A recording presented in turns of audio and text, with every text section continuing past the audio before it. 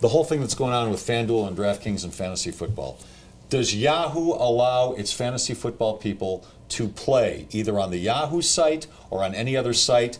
Has Yahoo come down with any new policies after the controversy earlier in the week? How are you handling everything? No new policies for us personally. So we are free at this current moment in time to continue to play on competitor sites. You know, we've been very compliant with the situation, and we have strict measures in place already to ensure that, you know, there's not going to be any information leaked or anything like that.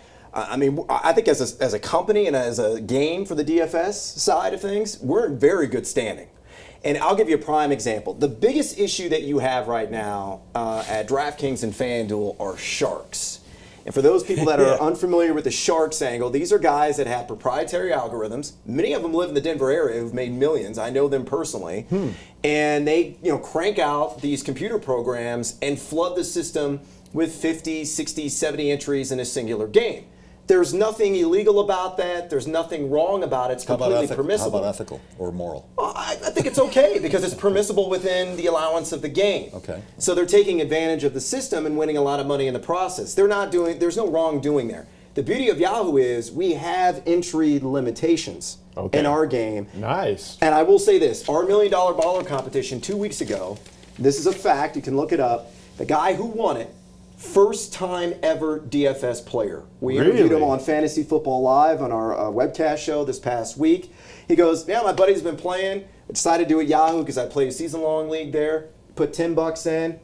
I won $100,000. I'm getting married. My wife now wants a better honeymoon. A bigger wedding. Yeah, a better honeymoon. So that's the advantage we have over the competition because we really weed out those and that's sharks. a good way of doing it. Because again, throughout all this, and I actually knew that because I know somebody in Denver who knows some of those guys that the sharks, I know them personally. The sharks are eating the minions, Yep. and that means for people. That's why I say, you know, you just be aware and read the rules, and you find out whether or not you can have unlimited entries. It's sort of like if you take American Idol.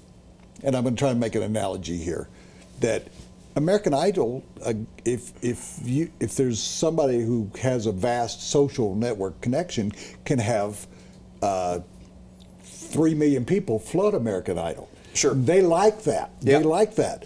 But they don't limit. So just because of those situations, people who win American Idol are not the best people on the show.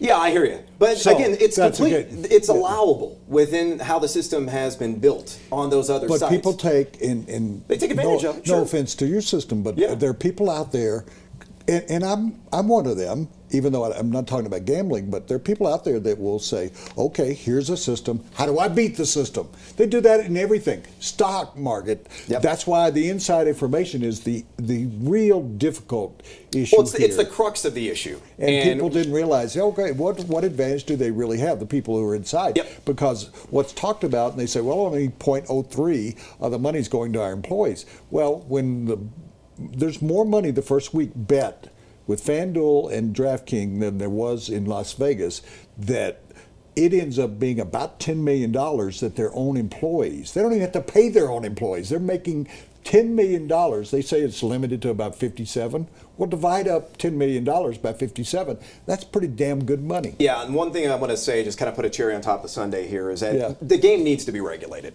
Okay, there's no question in my mind. There needs to be some intervention, whether it's by a third party or the government. I mean, Harry Reid came out and said, you know, former head of the Nevada Gaming Commission, that this is basically a corrupt entity, and there needs to be some sort of government investigation, potentially leading to government oversight over these particular. I'd hate to see that. I'd like to see all of the fantasy game entities, including the one you're involved with, appoint.